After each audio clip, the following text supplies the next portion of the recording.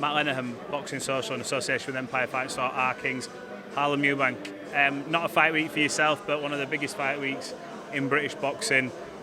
Family, blood, Chris Eubank Jr. does the thing against Conor Benn this Saturday. A lot of talk in the build-up.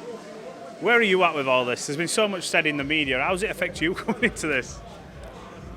He's entertained the public. He's carried the promotion single-handedly, and now I think he's just focused to go in there and perform, and that's about it for where his head's at right now. I spoke to Eddie Hearn earlier, and he says, you know what it is, Matt? We're here today. We know what happened last time we got to this day in the last fight week. No stumbling blocks. It looks like we are having a fight.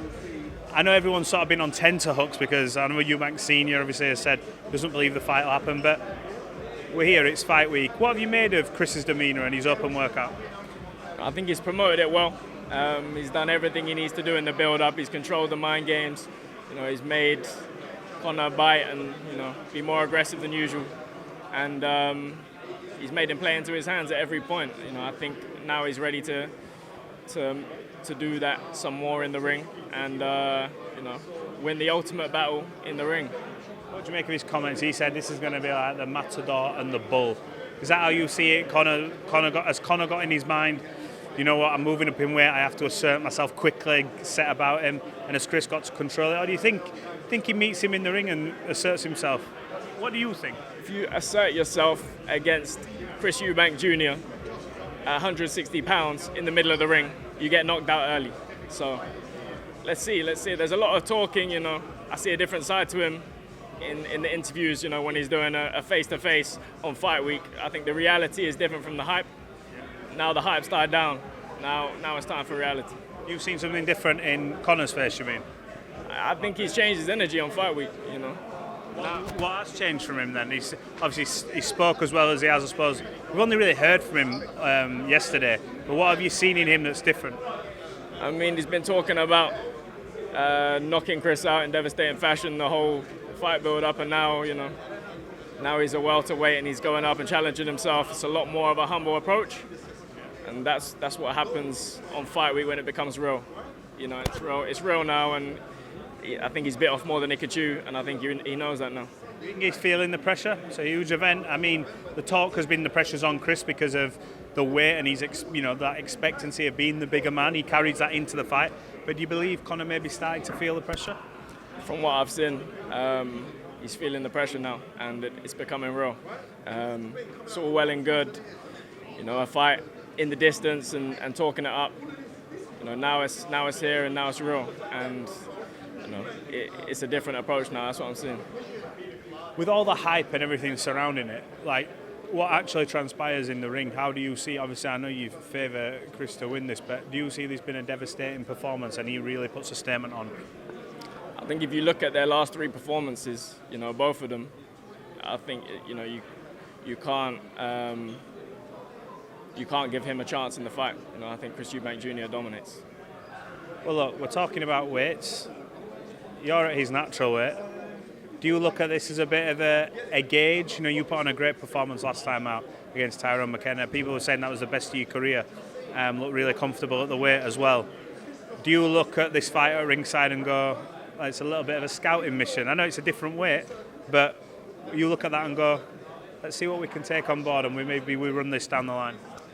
I've seen everything I need to see. I think I'm ready to go on and fight at world level now. I get better and better as the opposition presents a bigger challenge, and I think Conor's bit off more than he could chew this weekend. In terms of what is next for you, have you had any talks of Jack Catterall, big fight for yourself? Spoke to Sam Jones just a few weeks ago, and he said nothing papered yet, but we'd be interested. Obviously if the money's right, everything's right, Jack will fight anyone. Is there any legs in that? It's a good fight. Yeah, we called for the fight, and there's been positive talk both sides. So we're waiting for an offer from Matchroom. I hope they see it as, I hope they see Jack's worth and present an offer for the magnitude of that fight. And there's also talks of a US name coming to Brighton, which will be a big big fight as well. So we've got a big summer showdown either way. I'm excited for either option. You were happy, weren't you, in Brighton? I was there. You know, it was a good atmosphere. It was loud. It was noisy, boisterous. Everything you want. And I know you want it in obviously the stadium fights and things like that. But happy to make that a base, aren't you, and keep building from there. It means a lot, doesn't it? I'm showing with the performances I deserve to be up there. So now it's about going up through the levels and showing people what I'm about in the ring. And I've always done my talking in the ring, and I'm going to continue to show people where I'm at in the sport. You know what, you have always done your talking in the ring, even when I've tried to not necessarily poke you, but see what your reaction is to something you've said. Look, it's almost like water off a duck's back. Does that help you in the sense when you're preparing for fights, the fact that you don't let anything get on top of you? You're never really in a war of words. You'll do the odd tweet and throw something out, but you're never really involved in any back and forth. Well, it's all well and good, saying in interviews you're going to go in there and knock someone out, but it's about going in there and doing it. And I've proven that I can go in there and do that at a high level. So, I prefer to do it and do my talking with the hands rather than scream and shout about something that you don't end up going in there and doing. Were you watching the Jerome Boots Ennis fight against Stanionis? Obviously, the top tier of boxing, levels that you want to go to and believe you can go to. Did you watch that performance and what did you make of it? Good fight. He bounced back off a flat performance the one before. These are the type of fighters I want to be in there with. I'm going to challenge the best in the world. I believe I'm up there. Now it's about getting these fights that take me to world honours.